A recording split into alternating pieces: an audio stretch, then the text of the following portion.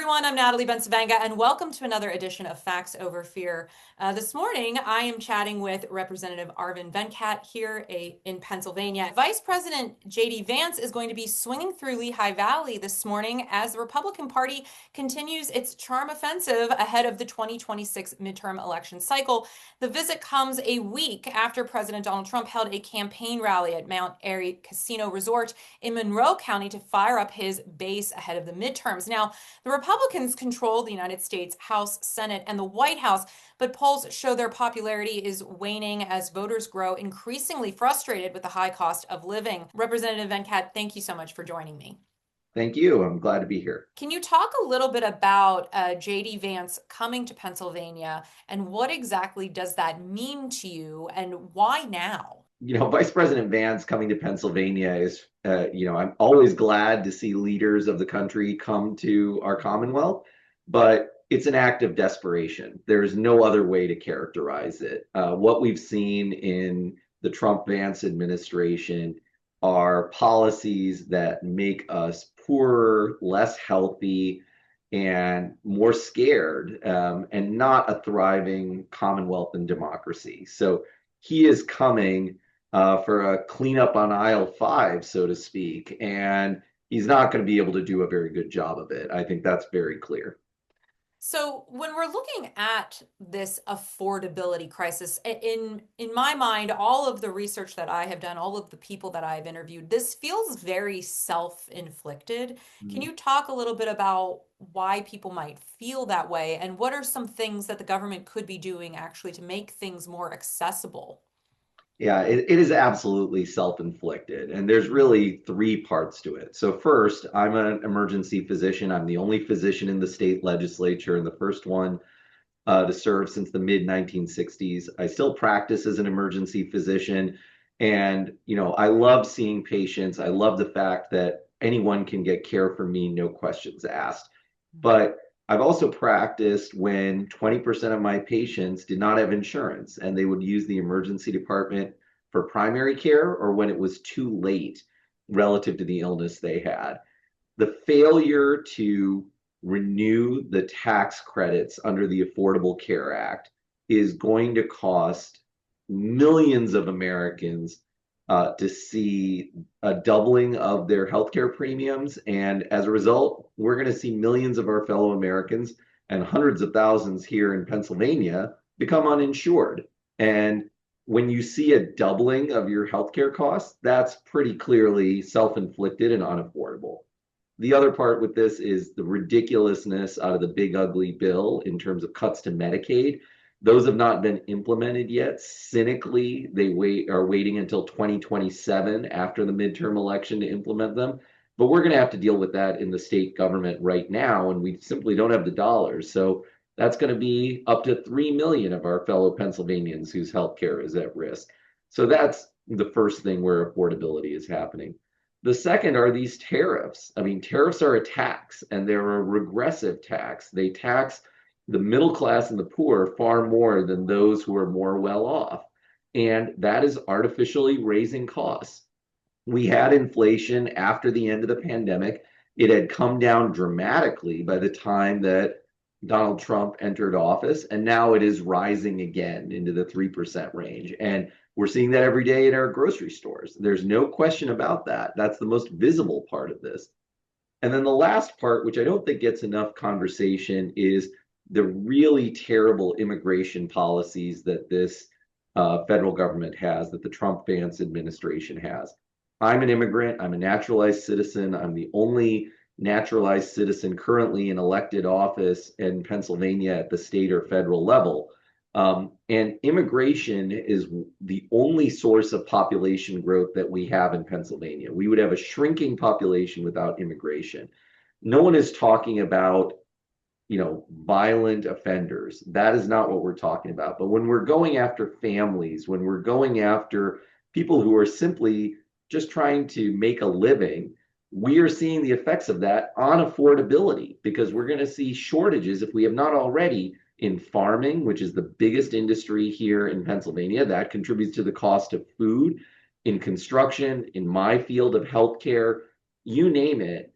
these immigration policies are causing problems. So all three of those factors together, healthcare, tariffs, and immigration, are what are causing difficulties for our state and for our country. What I think is really important that you bring into focus is the intersection of all of these. And you had mentioned, of course, healthcare and immigration and the tariffs, but I want to talk a little bit about how they intersect because as a physician who works in emergency medicine and as an immigrant, having that experience as well, it must be heartbreaking for you to hear about how many people are avoiding going to get care that they need for fear of immigration repercussions, or the fact that ICE or other federal agencies have, basically stormed into spaces like hospitals, which were really sanctuaries for people to find help and health care. What do you want to say to the Trump regime, to JD Vance, who will be in Pennsylvania, about the impact that this has as a whole on the state of Pennsylvania when trying to attract people to come and work and live and build families here? Right. I mean, these are our neighbors. These are our, the people who work at the small business down the street, who may deliver food to us, who care for our aging parents. Um, and, this came up a lot when the discussion was about the government shutdown and whether we were going to see a situation where the Democrats supposedly were trying to get health care for undocumented immigrants. And I pointed out that the emergency department is open to everyone. There's no evidence that undocumented immigrants are flooding emergency departments. And in fact, like you said, they're reluctant to seek care when needed, which is not good for our community. And I asked three very simple questions of Donald Trump and JD Vance, and I hope they're asked tomorrow. When I see a patient in the emergency department, do you want me to check for visas or a vital sign? Hmm. Do you want me to check for a birth certificate or whether they're breathing or not? Do you want me to be looking for a passport or checking their pulse? Because I don't have the time or the inclination in the emergency department to do anything but to treat my patients. And we are seeing these circumstances, which are frankly cruel and misguided and anti American. I mean, our history, and virtually all of us, except for Native Americans, have an immigrant story. And Mm. we seem to be forgetting that because of the cruelty that's coming out of the Trump Vance administration. I want to pull that thread a little bit around that cruelty because what I have seen from everything that they have done in every sector is cruelty is the point. None of the policies coming out of Washington are people-centered policies, even these bailouts for the farmers. So when I first read that headline on Pennsylvania Capital Star's website, I was like, oh, okay, well, that seems good on the surface. And then when I actually read the article, I was like, ah, there it is.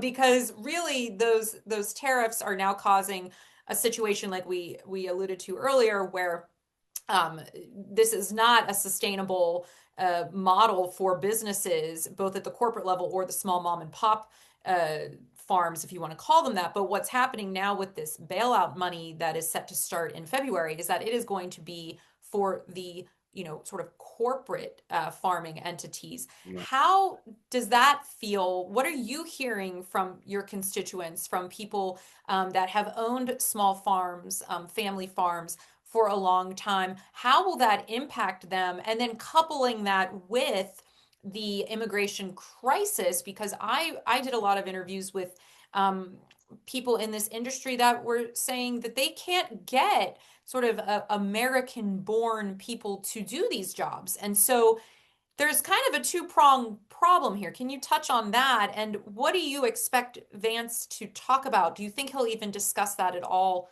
Yeah. during Well, the the first thing conversation? is that when you do a $12 billion bailout, you're admitting that your tariffs are a drag on the economy and specifically the agricultural economy, and that there's need to give money to farmers who want to grow and market their crops, and we want them to do that. So the first thing is this is an admission of failure from the Trump Vance administration.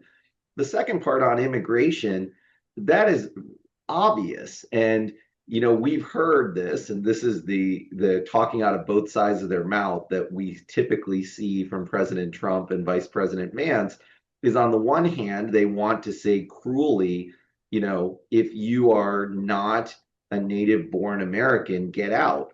On the other hand, they are also willing to say, we love our farmers and we supposedly need all these people in order to work on these farms. So they have no idea what they're talking about. I do not expect Vice President Vance to have any type of coherent response on this tomorrow. And as importantly, I think we should look at our history in Pennsylvania that we're very proud of.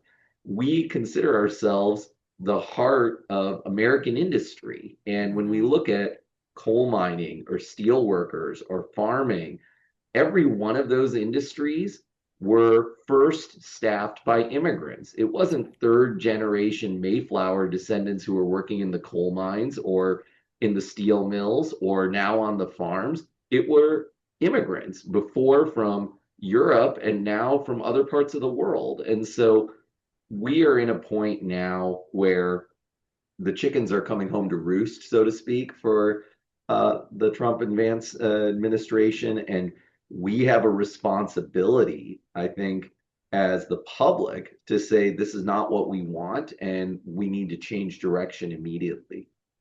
When you look at your own experience and the life that you have built, and you hear the incredibly distorted rhetoric, the dangerous rhetoric, the cruel rhetoric coming out of Washington around immigration and immigrants themselves, and we know that ICE is specifically targeting Black and Brown people, whether they're even immigrants or not. What do you want people on the humanistic level to understand about the immigrant experience and the impact that immigrants make in our communities? What do you want them to know? So I'm an immigrant. My wife's an immigrant. We're both proud of that heritage. Um, I'd like to believe that we have been building a future for our family while contributing to our community. My wife's a physician, I'm a physician. We've cared for our neighbors for close to 20 years in Western Pennsylvania. We've raised our family here. Our kids went to the public school in my district. And so every one of us has this immigrant story. Mhm. And the other piece is that this is about self-interest, especially in Western Pennsylvania, where I represent.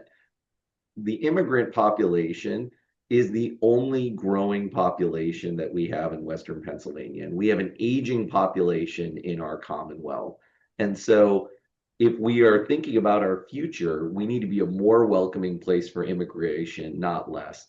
And the last thing, pardon me, the last thing I will say is that we're seeing a distortion of Yeah. what immigration is all about. We keep hearing, oh, these are people who are committing crimes and ravaging our communities. Um, and that is the furthest from the truth. The evidence is very clear that immigrants, and specifically undocumented immigrants, are less likely to commit crimes than either legal immigrants or native born Americans. So I personally feel we need root and branch immigration reform so that we have more channels of legal immigration, processes to regularize those who are here in an undocumented status. And yes, we can talk about border security, but it cannot come at the expense of the immigrant heritage that we should be very proud of as a country. Oh, Representative Venkat, we could talk, I think, all night on so many of these topics. I want to wrap us up, though, because I want to discuss, I talk a lot about what the Trump regime is currently doing, the rights that they are taking from us, the things that they are uh, continuing to push these other narratives. But what I want to start talking about more as we're heading into 2026 is what the Democratic Party needs to start hammering home to individuals around Pennsylvania, if they represent Pennsylvania, or around the nation. And I think there are a few people first policies that, if they really stood 10 toes down on them, they would see people come off the sidelines and get in the game. In your mind, what are the top three issues that you would like to see the Democratic Party address either at the state level or the national level, that you feel could really rally the base behind you and get people to say, yes, I am excited to vote for a Democrat? Yeah, the first thing is we are the party that wants to make sure that everyone has access to affordable and accessible health care. That we are going to be the ones who, if in office, we will restore the premium tax credits for the Affordable Care Act. We will reverse these Medicaid cuts. We will make sure that the millionaires and billionaires are paying their fair share for our common good that we desperately need in our state. And so first and foremost, we are going to be the party that makes sure that people have affordable and accessible health care. And I think that we need to emphasize over and over again. The Would that second, be through, like, are we talking universal healthcare? How far do you think we need to go to messaging wise? so I think the Affordable Care Act is a great framework to begin with. I Mm-hmm. am certainly open to ways we can expand upon that. And Mm-hmm. that, but I think when we're talking to the public, it starts with, is your philosophy that you believe that healthcare is a human right and that Mm-hmm. healthcare is something that all of us need to have access to in an affordable way? Mm-hmm. Unfortunately, my friends across the aisle don't feel that way. We Right. do. And so Mm-hmm. we need to say that. Mm-hmm. The second is we are the party that is going to address the affordability crisis overall, is that we are not going to allow our federal government to rip away our economy by imposing a tax on all of us unilaterally through these tariffs. I mean, I think that these tariffs are really very dangerous, and I believe they're unconstitutional. And I also know that they're driving inflation. And so that's something that we as a party should stand against. The other area we have to do is that we're going to be the party that is going to have a comprehensive approach to immigration. Yes, we can have border security, but we are also going to have more pathways of legal immigration, and we are going to have ways to regularize those who are here in an undocumented status. We have to. That's frankly not only the American thing to do, it is the self-interested thing to do for Pennsylvania and our country. And then lastly, we are going to be the party that defends our American values. That when we talk about the violations of the Constitution, the attempts to, you know, compel power within one figure, Mm-hmm. within Donald Trump, we are going to be the party that opposes that, and that we believe in the US Constitution, we believe in the individual rights of citizens and immigrants, and that we are going to defend those rights across the board. So those are the four things that I would like to see my party do, and certainly I speak to my community on a regular basis.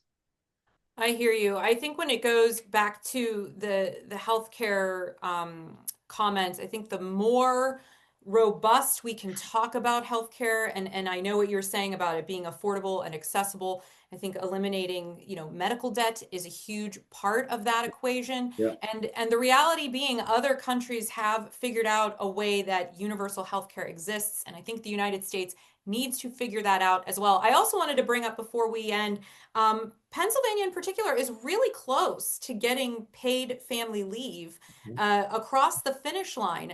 Can you talk a little bit about your involvement there and the impact that, once again, this would have on our economy? absolutely. So first of all, I want to mention medical debt because I've been the champion of the legislation to prevent the accumulation of medical debt in our state. And so Mm-hmm. very proud to do that on a bipartisan basis and totally agree with you. Mm-hmm. Same thing with paid family leave. This is a not only a moral issue, it's an economic issue, is that the cost of caring for a loved one is so high, and that what we're seeing is people, primarily women, dropping out of the workforce because of the lack of paid family leave. And I've been very proud to be a co-sponsor of the legislation here. It has bipartisan support in both the House and the Senate. If the bill came up for a vote, it would pass. There's Mm-hmm. no question about it. Um, there needs to be the political will to bring it forward. Thank you for that. Yeah, once again, I find this all very fascinating because so many of our representatives I think, need to be reminded that they are representing the people that they are there to support, and these are the things that the people want. So thank you for being a champion for many of those people first policies that we just discussed. I appreciate you and your time, and I look forward to more conversations with you. Thanks so much, Natalie. Appreciate your time as well. Absolutely. And as always, everyone, until next time, please take care of yourselves and each other.